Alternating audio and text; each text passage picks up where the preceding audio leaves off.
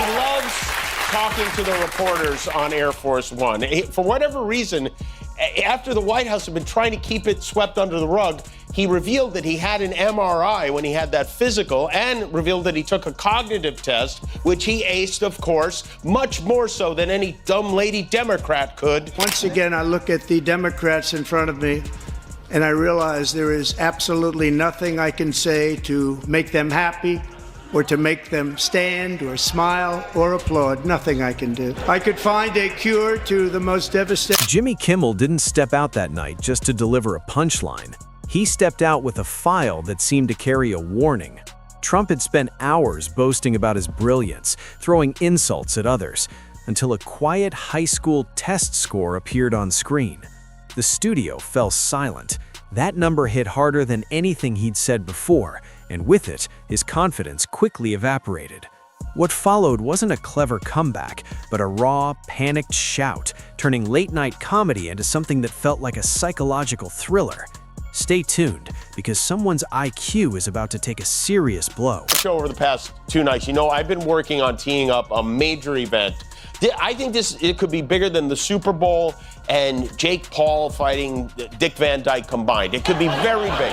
And all the credit goes to our Commander-in-Chief, Donald Trump, who strongly believes he would trounce 2 of his least favorite ladies in an IQ test. They have Jasmine Crockett, a low IQ person. They have AOC's low IQ. You give her an IQ test, have her pass like the exams that I... Before we dive deeper, hit that like button and subscribe, because you won't want to miss what's coming up. The night started like any other late-night show. Jokes were tossed around, politicians got teased, and everyone pretended it didn't matter once the camera stopped rolling. But something felt off even before the first laugh, because this night, comedy stopped defending itself and started digging into the things most people would rather leave alone. Who does that remind you of? What does that look like to you? That's right. It's our Gordita Supreme Leader, Donald Trump. Some people find Jesus on a tortilla. You found the Antichrist. Once you had it, what did you do? Did you finish it? Did you eat them? I started chomping on it. And then I put it on the plate, and I'm going like, I called my wife, Sylvia, what does this look like? She goes, Trump. Over time, the rivalry between Jimmy Kimmel and Donald Trump existed in that familiar late-night space where insults fly but don't cause real damage. Posts on Truth Social sparked punchlines, and by the next morning, everyone usually pretended it was all harmless entertainment. I tried to disconnect. It's impossible. You can't turn him off. He won't power down. He's like Ultron. He just keeps going.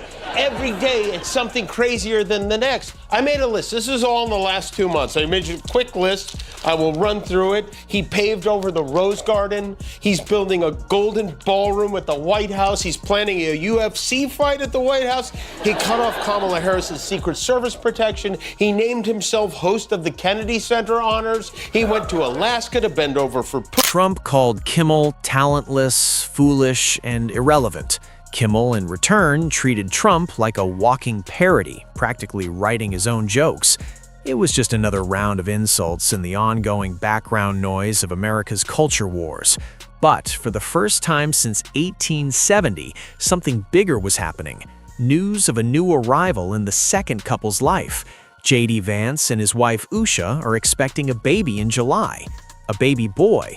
And that's where it stops. Time since 1870, the second couple, the vice president and his wife, are having a baby. They have a baby on the way. J.D. Vance and his wife Usha announced they are expecting a baby in July. The baby is a boy and will stay a boy forever. The president congratulated the couple. Oh, he didn't? No, he didn't. What changed everything wasn't the insult itself. Trump calling someone unintelligent has become so commonplace it barely makes headlines anymore. It was the challenge behind his words. He openly dared Kimmel to prove his intelligence, mocking him as someone too stupid to even pass a basic cognitive test. Big day for the Trump family. It's Donald and Melania's 21st anniversary. 21 years ago today, Melania said, "I do," and And a beautiful prenuptial agreement was born. Trump was busy. He was traveling back from Europe today, but he did take time to post something sweet. He posted some random guy calling him greatest president in the world.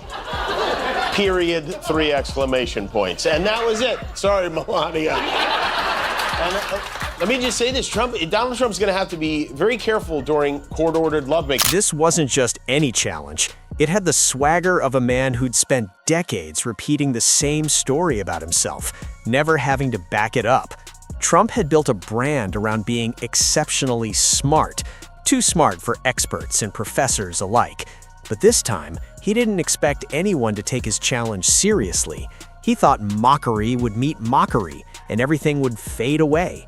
What he never expected was someone actually digging for proof in a place he never thought to secure. It's different when you do it every night. You get it little by little. I mean, just yesterday, there's this video of what seemed to be garbage bags being thrown out of the window of the Lincoln bedroom. That's the White House. The official response from the White House said it was maintenance work being done while Trump was off on one of his many golf weekends. But Trump is even contradicting his own White House now. There's a video that is circulating online now of the White House where a window is open to the residence upstairs and somebody is throwing a big bag out the window. Have you seen this? No, that's probably... Kimmel didn't raise his voice. He didn't exaggerate his gestures. He simply didn't need to. In fact, his calm restraint made the moment more unsettling than any shouting match could. He addressed the accusation calmly, explaining he had taken the challenge seriously and looked into Trump's academic record. The explanation came without arrogance or dramatic flair. At first, Trump appeared relaxed, smiling, and leaning back as if he were enjoying a roast. He thought it would just be another round of harmless jokes. But when Kimmel pulled out that single yellow document, everything changed. I don't know, he may have left his makeup kit at home because, first of all, he's 2 totally different colors. His hand's like a marshmallow, his face is a Costco rotisserie chicken or something. He's got a nasty bruise on his left hand, which doesn't exactly square up with the he shakes a lot of hands explanation for the bruises. And he didn't even try to spackle over it this time. His press secretary, Caroline Leavitt, put out a statement saying he banged his hand on the corner of a table during a signing ceremony, and then again spanking himself with the... Kimmel's approach was calm and restrained, adding a layer of discomfort. He addressed the challenge, explaining how he had taken the time to look into Trump's academic past. The response came without smugness. At first, Trump appeared relaxed, smiling and gesturing as if he were watching a roast. He thought it would just be another round of harmless jokes. But when Kimmel reached for the box and pulled out that single yellow document, everything shifted. Donald, right? I mean, it has to be Donald Jr. or whatever. This will be the Vance's 4th child. And I'm surprised. I mean, where does he find the energy to make another kid with all that sexy White House furniture around? It's incredible. Little known fact, the only birth control J.D. Vance uses is a pull-out couch. Thank you. But congratulations to them. It's very exciting. You know, between Trump and this newborn, J.D. Vance is going to be changing a lot of diapers over the... Trump suddenly stood up, his movements quick and frantic, signaling panic more than anger. He demanded the reveal be stopped, shouting at the camera, insisting it was illegal. But his protests only reinforced the idea that the truth had already slipped into the open. When Kimmel announced the number, Trump's score was below average. Trump's composure shattered. His face went pale, his voice distorted into a frantic outburst, and the carefully constructed persona he'd relied on for years crumbled in real time. Each tonight was taking the stand in his own defense. It was opening statements. It really is amazing that this fool is president. Former special counsel Jack Smith, you remember that name, the scary guy we all thought was going to bring him down? He secured 2 criminal indictments against Trump, one for stealing classified documents, the other for Trump's efforts to overturn the election in 2020. He was summoned, Jack Smith, to reveal his findings to the House Judiciary Committee this morning at the request of Trump-friendly committee chairman Jim Jordan. The meeting was held behind closed doors. It was private which turned out to be awkward because one of the doors happened to be the one Melania was. Kimmel didn't push the moment any further. The reveal had already made its point, and dragging it out would only weaken its impact. The segment didn't end with a punchline, but with a powerful realization that something had shifted. The phrase Trump once used to describe himself had collided with documented reality. The aftermath was explosive, and within minutes, social media was ablaze, dissecting the moment. Some rushed to dismiss the document as fake, while others celebrated it as long overdue accountability. But what lingered in everyone's mind was the reaction it sparked, more than the number itself. Over the summer, it was just a non-stop crap factory. So we'll be dropping drug prices. It'll start over the next 2 to 3 months by 1,200, 1,300, and even 1,400%. That's 500. I'm going to send letters. That's the end of the trade deal. I could send one to Japan. Dear Mr. Japan. They went skedaddle. You know the word skedaddle? It means skedaddle. Insane asylum, that's a mental institution on steroids. Transgender for everybody. Watching that moment unfold wasn't just about challenging Trump. It was about forcing people to confront how often repeated claims can replace real evidence in public conversations. Kimmel didn't rely on exaggeration. He simply used a decades-old piece of paper pulled from a dusty box to shatter the myth of Trump's brilliance.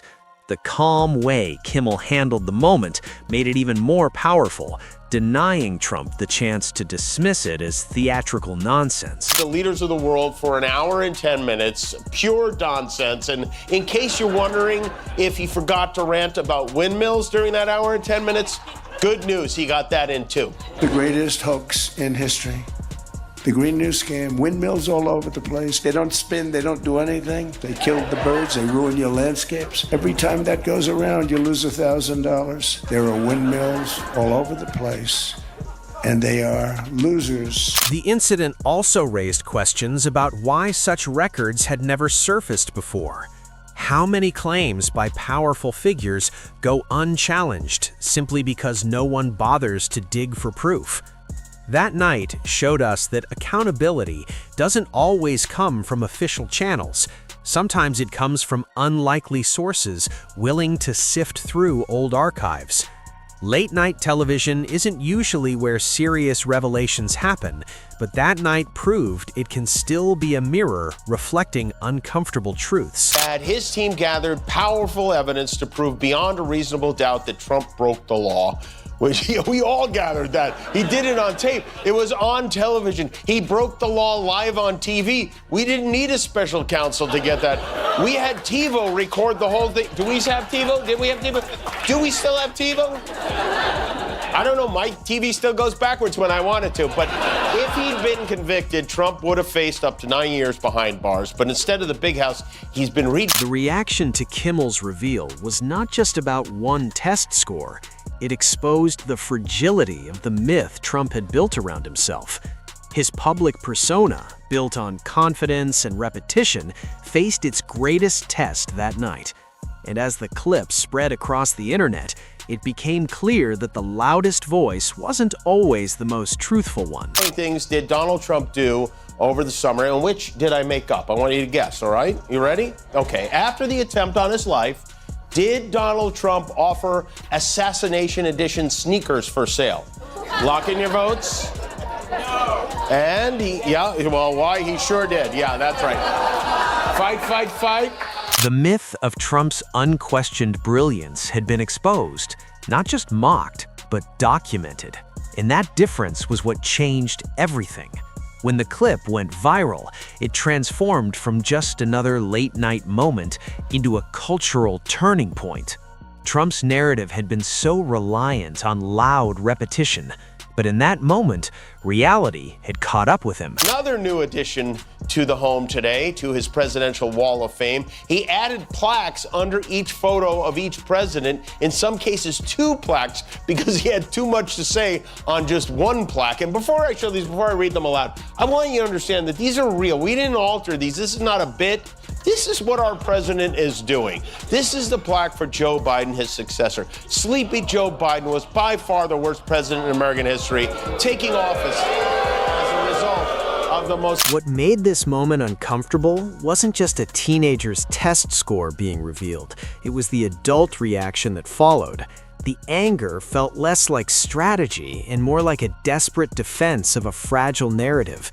As Trump continued to assert his intelligence, each repetition only strengthened the memory of that meltdown.